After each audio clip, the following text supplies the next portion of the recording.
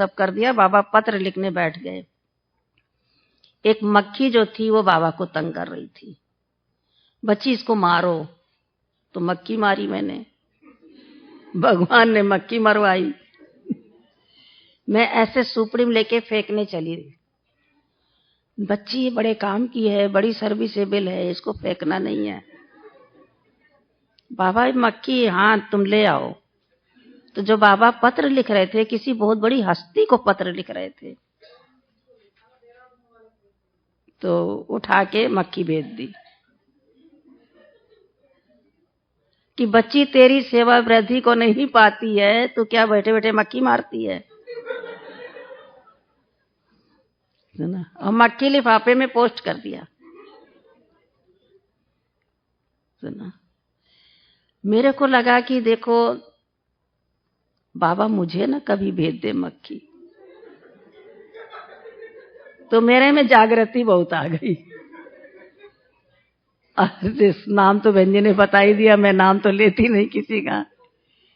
और उनमें भी जोश आ गया, कितनी सेवा कर ली।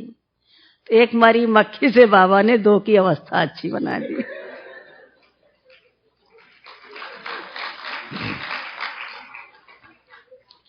तो ऐसे करते रहे, रोज कोई ना कोई भगवान के साथ, कहते ना श्री कृष्ण की लीला नहीं लेकिन भगवान की लीला। तो एक दिन जा रहे थे, क्लास के बाद बाबा नक्की लेके ढाल तक जाते थे और लौट आते थे, मेरा हाथ पकड़ के ले जाते थे। बाहर का कुत्ता आ गया। उन्होंने कहा पत्थर मारो पत्थर मारो। मैंने कहा बाबा पांडवों ने कुत्ता पाला और मैं पत्थर मारूं, एक पाल लीजिए। तो कहते ये कुत्ता थोड़ी पाला है। अरे मेरे बच्चे GOD के बच्चे DOG बन गए हैं,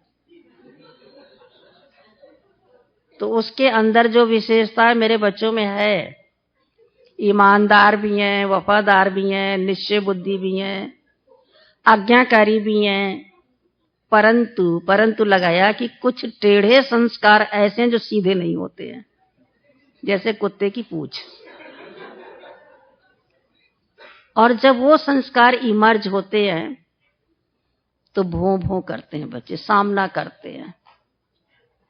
तो इनको पाला है, पांडवों ने वो कुत्ता नहीं पाला, तो वो भी शिक्षा मिल गई। फिर एक दिन बोले कि देखो ऐसा है, मेरे बच्चों में देह अभिमान बहुत है, नहीं तो मेरे बच्चे पत्थर तोड़े। हिस्ट्री हॉल की नींव पढ़ना शुरू हो गई थी, पत्थर तोड़े बच्चे। तो हमने सोचा क्लास के बाद आज हम जाएंगे पत्थर तोड़ेंगे। पहुंच गए और हैमर लेके पत्थर तोड़ना शुरू किया। टूटने के तो कहां मेरे हैमर से। बाबा पीछे से पहुंच गए, बच्ची उठो, ये क्या, और जैसे बड़ा ऑफिशियल रूप। तो मैंने कहा बाबा आपने ही तो बोला था देह अभिमान के लिए। कहा अच्छा, पत्थर तोड़ के देह अभिमान टूटेगा, तो भीलों का तो पहले टूट जाए, वो तो रोज पत्थर तोड़ते हैं।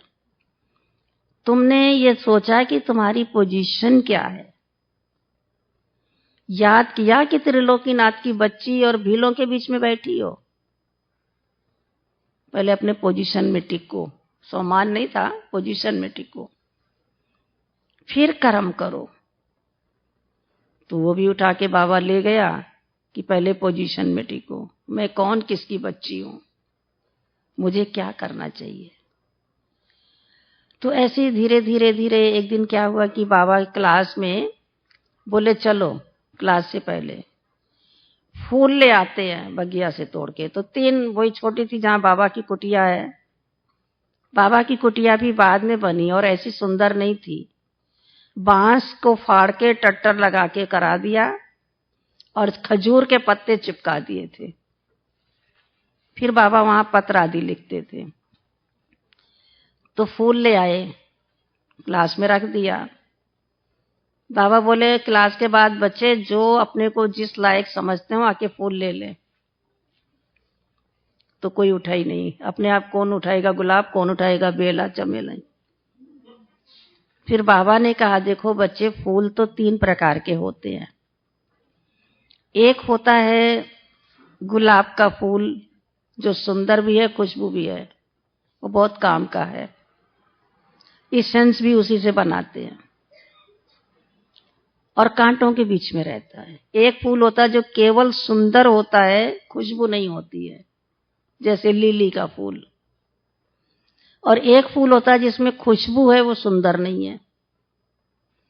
तो 3 प्रकार के मेरे भी बच्चे हैं। लेकिन बाबा ने कहा देखो 3 प्रकार का फूल बनना। बाबा को जब कोई फूल देता था तो बाबा कहते थे मुझे चैतन फूल चाहिए, ये बगिया वाले पेड़ के फूल नहीं चाहिए। तो बाबा ने कहा एक तो बच्चे गुलाब का फूल बनो, इसको फॉलो अप करो। दूसरा कमल का फूल बनो, कीचड़ में रह के न्यारा, उसके ऊपर कोई असर नहीं है। तो ऐसे बन जाओ जो आपके ऊपर भी कोई स्थिति परिस्थिति कुछ भी असर ना हो, दुख सुख का, एकदम न्यारे और प्यारे। और तीसरा फूल कौन सा बताया होगा? सनफ्लावर, जो सूरजमुखी फूल होता है, सबने देखा होगा कि वो सवेरे से शाम तक अपना उसका घूमता रहता है फूल, उसकी गर्दन ऑटोमेटिक सूरज की तरफ होती है। बाबा ने कहा मेरे बच्चों को भी सूरजमुखी बनना है, जो सूरज की तरफ उसका संसार है और बच्चों का संसार बाबा है। तो बच्चे 3 प्रकार के फूल बनने हैं। तो इस तरह से बाबा ने उसके ऊपर कहा। फिर एक दिन बाबा ने क्या किया, हमको पहले कहा था सिर्फ कमरे की सफाई करना बस, अब बाबा को और भी मेरे से सेवा लेनी है। तो अमृतसर में एक भाई ने कपड़ों का बिजनेस किया था, तो सिल्क की साड़ी भेजी थी। लच्छू दादी, संतरी दादी, मैं और बाबा वो गठरी खोल करके बाबा को दिखा रहे थे। और ये क्यों मंगाते थे बाबा? क्योंकि बांदेलियां उस समय बहुत होती थी, छिप छिप के आती थी, माँ के बहाने, बहन के घर के बहाने, और बाबा से मिलके चली जाती थी। अब तो मोबाइल में ही ट्रेस कर लेंगे कहाँ है, तो वो भी एक जमाना था। बाबा उनको यही साड़ी देता था ताकि उनकी पेटी से पता ही नहीं चले कि किसने दिया। यदि यज्ञ की कोई निशानी देंगे तब तो पकड़ में आ जाएंगी। तो बाबा एक एक साड़ी उठा के मुझे कहे बच्ची ये लो ये लो। मैंने सोचा बाबा मुझे प्रलोभन दिखा रहा है ना, रंगीन कलरफुल, वाइट थोड़ी किसी को देंगे, वो तो कहते थे ना विधवाएं पहनती हैं, तो कभी कोई लेगा ही नहीं। बहुत अच्छे अच्छे कलर प्रिंट, बहुत अच्छी साड़ियां थी, सब में मैं ना करती गई। लास्ट एक साड़ी बाबा ने उठाया जो बिल्कुल प्लेन क्रीम कलर की थी और 4 इंच उसके चौड़े गोल्डन बॉर्डर थे। और ऐसे बाबा कहता बच्ची ये ले लो, और उसको बाबा ने ऐसे लिया, बच्ची ये ले लो। मैंने कहा नहीं बाबा मुझे नहीं चाहिए। बाबा कहता बच्ची तुमको पता ये सतगुरु का पक्खर है, चोला है, इसको तुम ले लो, जीवन भर तुमको वस्त्र की कमी नहीं आएगी। मैंने कहा नहीं बाबा मुझे नहीं चाहिए, हम तो ये समझ रहे थे बाबा मेरी पेपर ले रहे हैं। संतरी दादी ने मुझे आंख दिखाया, कहती तुम बाबा का रूप पहचान रही हो? इसमें बाबा सतगुरु के रूप में दे रहा है, कह रहा है ये सतगुरु का पक्खर है, तुम ले लो इसको। अब मैंने ले तो लिया। फिर बाबा कहता है कहाँ पहनोगी? जब मैं सेंटरों में भेजूंगा तो वहां तो स्टूडेंट आते हैं, यहाँ विजिटर्स आते हैं, भाई बहने आते हैं, कहाँ पहनोगी?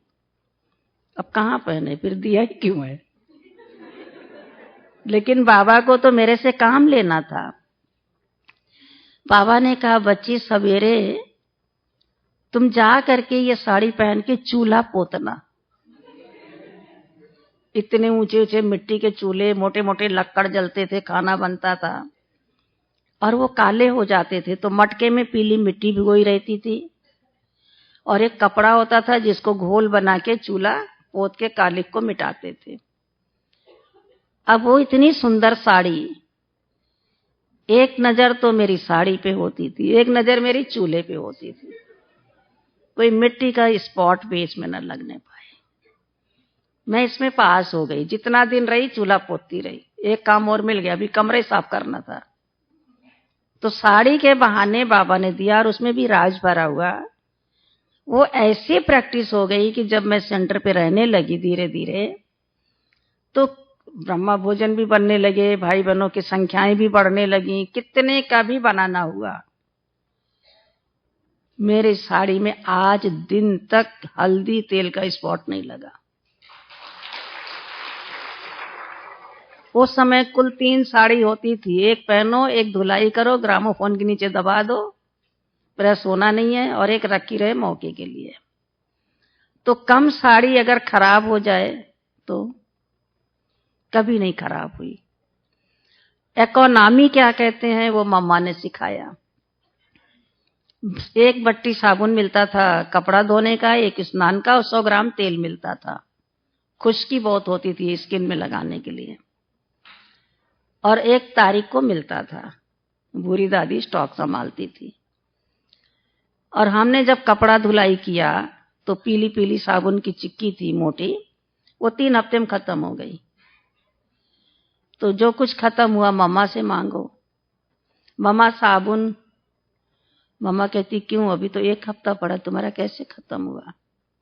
मैंने कहा मम्मा मैंने कपड़े ही तो धोया है, और क्या किया? कहती नहीं, साबुन तो मैं दिला दूंगी भूरी से कह के, लेकिन कल तुम कपड़ा कैसे धोती हो मैं सिखाने आऊंगी। अब मातेश्वरी, जगदम्बा, सरस्वती, भविष्य की होने वाली लक्ष्मी। और बाथरूम भी कहाँ था, सबका जर्नल होता था, जैसे बताया ना जूट के पल्ली का 3 पत्रे वाला, और ऐसे छोटा सीमेंट लगा हुआ, वहीं कपड़े धोना, वहीं स्नान करना। मम्मा आई तो मम्मा ने क्या किया, मेरी साड़ी ले करके, देखो कमाल है, निरहंकारी मम्मा सिखाने वाली, तो साड़ी को ऐसे ऐसे किया पूरा फॉल। कहती देखो फॉल गंदा होता है ना, पूरी साड़ी तो नहीं गंदी होती। तो पांडव भवन का प्रांगण सीमेंटेड नहीं था। कहा देखो इतने को गीला करो और ऐसे साबुन लगा लो, और ऐसे करके इतना धो दो, फिर गीला करके हल्का सा लगाओ, साड़ी तो गंदी है नहीं, इतने में साफ हो जाएगी। तब सोटी पीटी जाती थी, पीट दो। और उसमें भी जो झाग निकल रही है वो वेस्टेज ना जाए, तौलिया आगे लगा दो, उसमें तौलिया भिगोते जाओ बार बार, तौलिया को सोटी मारो, फिर लास्ट में हल्का सा तौलिया में साबुन लगा दो। तो जो मम्मा ने इकोनॉमी से चलने का सिखाया, तो मेरी वो साबुन की बट्टी 5 हफ्ते चली। 1 हफ्ता इधर का और 4 हफ्ता अगले महीने का, और वो संस्कार बन गया। ऐसे एक बार पालक आई, हमने पत्तियां पत्तियां तोड़ के रख दी। मम्मा ने आके कहा ये क्या, ये जो नीचे होता ना डंडियों के बीच में छोटे छोटे पत्ते होते, ये क्यों छोड़ दिया? मम्मा ने बैठ करके सारी पालक निकाली, और हमने भी निकाला। 1 कटोरा निकला। कहती देखो 2 लोग का साग तुम वेस्टेज कर रही थी, फिर ये तेरे भाग्य से कट जाएगा ना, बर्बाद नहीं करना। डंडियां भी नहीं फेंकती थी भोली दादी, धनिया की डंडी और पालक के पत्तों की डंडियां काट के सूप बनाती थी, और वो सूप सब पीने को मिलता था। कुछ भी बेकार ना जाए, सब इस्तेमाल हो जाए। पैसे पे तो डंडियां भी आई है ना वजन में। तो कैसे मम्मा बाबा इकोनॉमी से चलते थे। मसाला कूट रहे बाबा, अनाज साफ कर रहे बाबा मम्मा, सब पहुंच जाते थे, कभी बुलाया नहीं कि चलो साफ करो, सब लोग साफ करने बैठ जाए। एक बार बाबा मसाला कूट रहे थे, और अपनी कुंज दादी जो पटना में थी, उन्होंने कोर्स कराया किसी वीआईपी का, तो बोले कि बाबा मैंने आपकी बहुत महिमा की है, उससे जितनी ब्रह्मा की महिमा की जा सकती है, कि वो कैसे भागीरथी है, कैसे आदि देव है, सब महिमा करती, तो आप उसको चलो, वो मिलना चाहता है। तो बाबा कहता यहीं ले आओ। बाबा इतनी तो मैंने महिमा की, और वो यहां देखेगा यही इनका बाबा जो मसाला कूट रहा है उखली मुसरी लेके। बाबा के नहीं बच्ची यहीं लाना पड़ेगा, बाबा नहीं जाएगा, उसी को आना है। और वो जब आया तो बाबा तो उसको दिखाई नहीं, उसको क्या दिखाई दे रहा है, श्री कृष्ण उखली के साथ है, मिचनू दिखाते ना जसोदा माँ ने। तो बाबा के चरणों में दंडवत हो गया। तब बाबा कहता, बच्चे बाबा की याद में कर्म करेंगे तो साक्षात्कार करा सकेंगे। इसी तरह से फिर एक दिन बाबा ने कहा, बच्चे तुमने दिलवाड़ा मंदिर देखा है? नहीं बाबा मैंने तो नहीं देखा है। जाओ देख के आओ। किसी भाई के साथ भेज दिया। शाम को लौट करके आए। पैदल जाना पैदल आना, साधन तो थे नहीं। शाम को बाबा कहते, बच्ची इधर आओ, ये बताओ क्या देखा? देखो बाबा मर्यादा सिखा रहा है। ला कहता है कि जिसने भेजा तो वापस आ करके उसको समाचार सुनाओ, क्या देख के आए। और तुमने मुझे नहीं सुनाया। सुना दिया तो कहता, अच्छा लाई क्या हो? तो चेरी होती थी, पत्तल के पत्तों का दोना बना के चेरी तोड़ तोड़ के लाए थे। बाबा कहता, लाओ। बाबा वो तो हम सबने मिल करके खा लिया। बाबा कहता, देखा बाबा तो विश्व की बादशाही ओपन कर दी बच्चों के आगे, और बच्चे चेरी तक भी नहीं दिखाते, हजम कर लेते हैं। तो ये भी एक मर्यादा है कि कोई भी चीज है तो बड़ों को दिखाओ। तब से लेके मेरे संस्कार ऐसे बन गए कि किसी भी सेवा केंद्र पे जाना हो, कुछ खरीद हो, कुछ गिफ्ट हो, सब वहां आगे रख देना बड़ों के। कोई भी चीज ऐसे नहीं कि नहीं हो। तो ऐसे बाबा एक दिन हम लोग बैठे थे खाट पर, रात को 10 बजे विश्वरतन दादा पाकिस्तान कराची का सब सुना रहे थे इतिहास। बड़ा अच्छा लग रहा था, जैसे आज आपको अच्छा लग रहा है सुनने में। बाबा रात को निकले, कहा बच्ची खटिया ढीली है। निवाड़ के पट्टे होते थे, उससे बनाई हुई होती थी लकड़ी की खाट। जी बाबा कल कस लेंगे। बाबा कहता, उतरो नीचे। बच्ची कल का दिन काल का दिन होता है। तो हम उतर करके, बाबा ने भी पैर लगाए, कटिया खींची, फिर बाबा के साथ हम लगे, फिर विश्वरतन दादा। बाबा तब तक खड़े रहे जब तक खटिया पूरी तैयार नहीं हो गई। कि कल के लिए बच्ची आज से नहीं कहना बाबा कल करेंगे, जो कल का काम है वो आज करना है। आज का काम अभी करना, अभी नहीं तो कभी नहीं। तो जो बाबा ने बोला वो ऐसे दिमाग में टाइप हो गया, फीड हो गया कि आज तक 62 साल होने जा रहे हैं, मैंने कोई काम कल के लिए नहीं छोड़ा।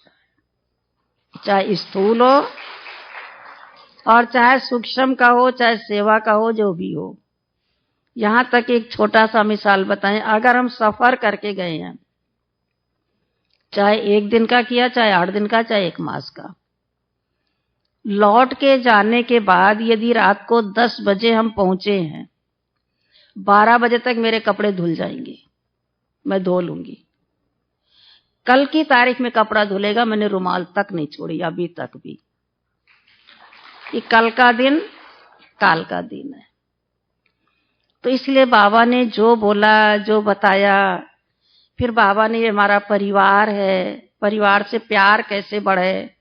बाबा से तो प्यार हो गया, परिवार से प्यार हो।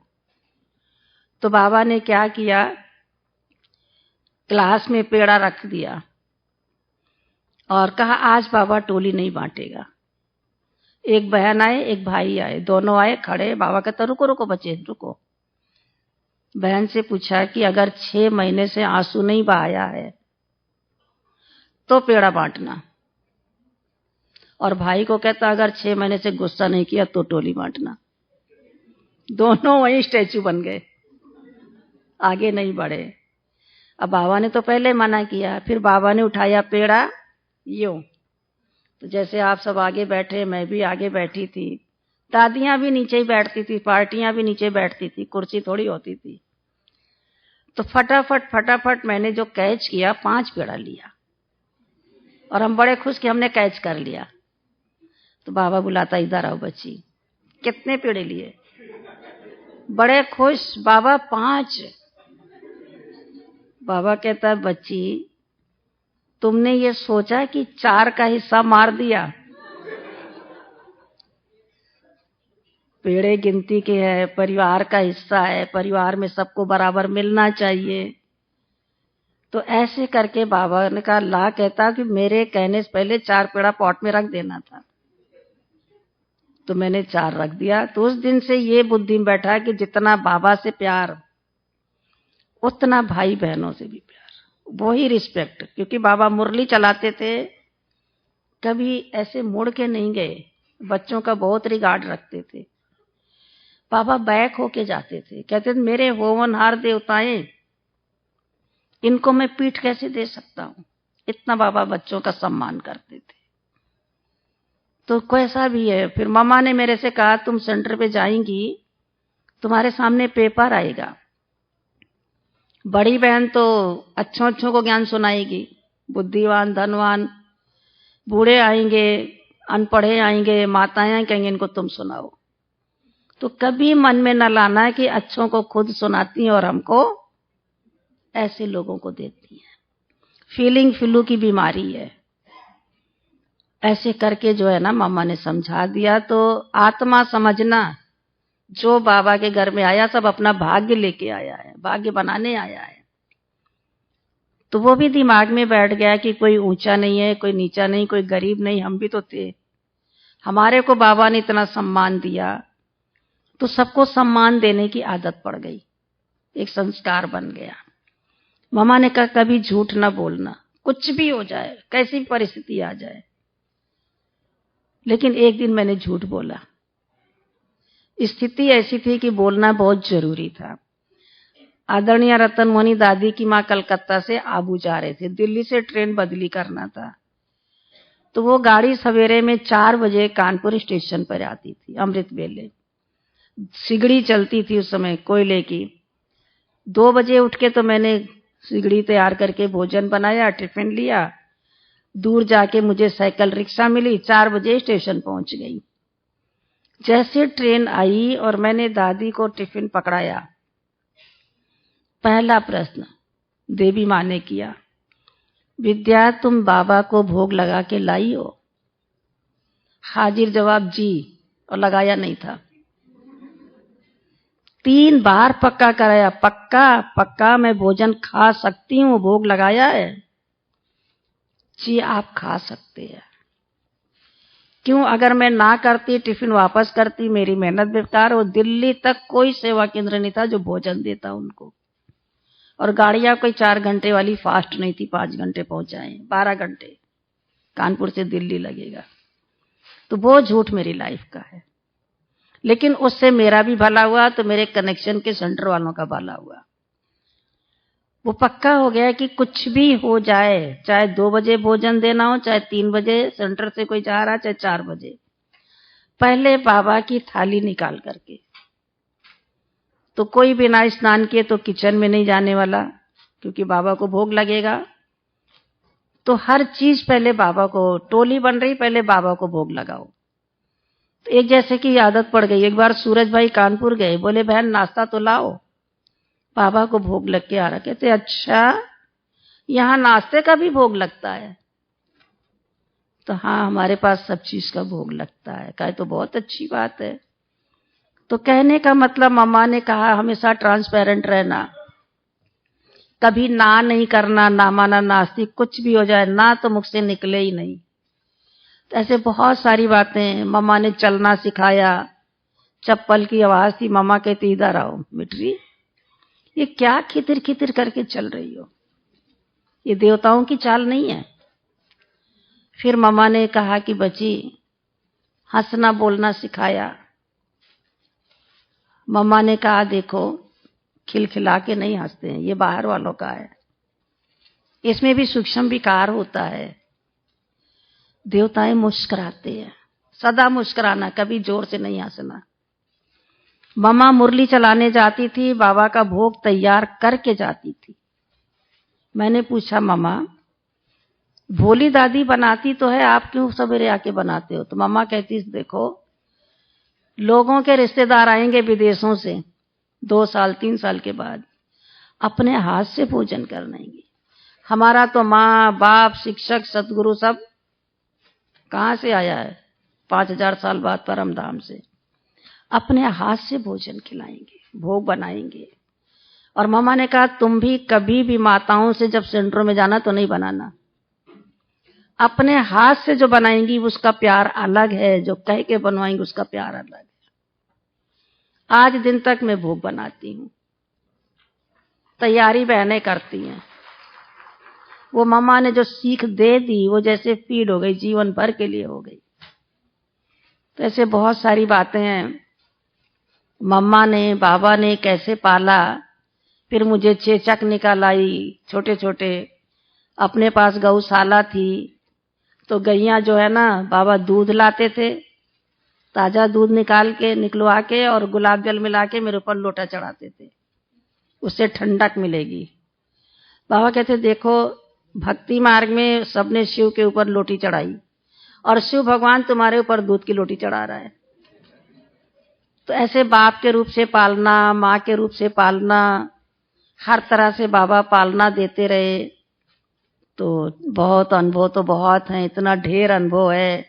फिर मैं गंगे दादी के साथ गई कानपुर, 45 साल उनके साथ रही, बहुत सारे अनुभव हैं। सुना होगा कि गंगे दादी के ऊपर पहले यज्ञ में नजर बाबा की पड़ी तो बाबा ने गंगे दादी को दिल्ली भेजा, जाओ अंधों ने मुल्तान ढूंढा, राजधानी में जाके झंडा गाड़ो, वहीं राज्य बनेगा अपना। ऐसे फिर गंगे दादी कानपुर कैसे पहुंचे वो लंबी कहानी है। फिर एक छोटी सी बात सुनाते हैं कि टाइम बहुत हो गया, ले लिया मैंने। गंगे दादी जब कानपुर पहुंचे, कैसे पहुंचे वो तो बड़ी वंडरफुल कहानी है। फिर बाबा ने कहा बच्ची हरिद्वार जाओ और हरिद्वार में जा करके सभी संतों से मदोगरी कराओ। एक तरफ तो बाबा कहता मांगने से मरना भला, कहती जाओ इन सबसे धन निकलवाओ, करके दिखाओ तब तेरा समझे कुछ हो। और कहा बाबा मांगेंगे कैसे, हमको पैसा दो। कहा नहीं, उनको ये कहना है कि जब आप लोगों ने सन्यास किया जन्म जन्मांतर, तो हम माताओं बहनों ने आपको जो है वो मदद की है। अब हमने सन्यास किया है भारत को स्वर्ग बनाने के लिए, रामराज बनाने के लिए। तो भगवान के कहने से हम सन्यास किए, तो आप अब हमको मदद करो, हम तो रामराज बनाएंगे। कोई ऐसा नहीं जिसने ना दिया हो, चाहे 11 ही रुपया दिया हो उस जमाने में, 54 की बात है। फिर एक संत निकला, देखो बाबा का कहाँ राज है। वो संत था स्वामी शिवानंद जी। उसने भी दिया और बोला हम पीस कॉन्फ्रेंस कर रहे हैं तो उसमें आके आपको भाषण करना है। तो दादी ने बाबा को कहा बाबा हम तो वर्ल्ड पीस कॉन्फ्रेंस में क्या बोलेंगे, हमें पता ही नहीं है, होती क्या है कॉन्फ्रेंस। बाबा ने कहा कुछ नहीं बच्ची, तुम चली जाना हरिद्वार में और मंच पे खड़ी हो जाना, सरस्वती बोलेगी, तुम्हें नहीं बोलना है। जितने सारे विश्व के आए थे धर्म नेता, उसमें एक लेडी केवल मात्र दादी थी संतों में, और सबसे बढ़िया भाषण गंगे दादी का। और वहां एक जापान से आया था, इतना प्रभावित हो गया, बोला जापान में हम पीस कॉन्फ्रेंस कर रहे हैं, वहां भी आपको आना है। तो जापान का निमंत्रण दिया। सुना होगा ना दादी कुमार का, दादी रतन मोहिनी आनंद किशोर दादा जापान गए, तो निमंत्रण गंगे दादी था। तो माताजी बाबूजी ने गंगे दादी को नहीं जाने दिया, कहा भारत की गंगा है, आपका नाम गंगा है, आप कैसे जाएंगी। तो बाबा ने भेजा। अब यज्ञ में 1950 में आए, 1954 तक कोई आमदनी नहीं, किसी को वस्त्र नया बना नहीं, पुराने रिपेयर करती थी बड़ी दीदी बैठ के। अपनी चंद्रमणि दादी भी सिलाई का वो रिपेयर करके पहनाती थी। अब किसी के पास कपड़े नहीं है जापान जाने के लिए, तो दादियां फ्रॉक पहनती थी। बाबा कहता है बच्ची, कुमार का दादी को, बच्ची तुम इसी पे साड़ी बांध लेना और ये फ्रॉक ब्लाउज का काम करेगा।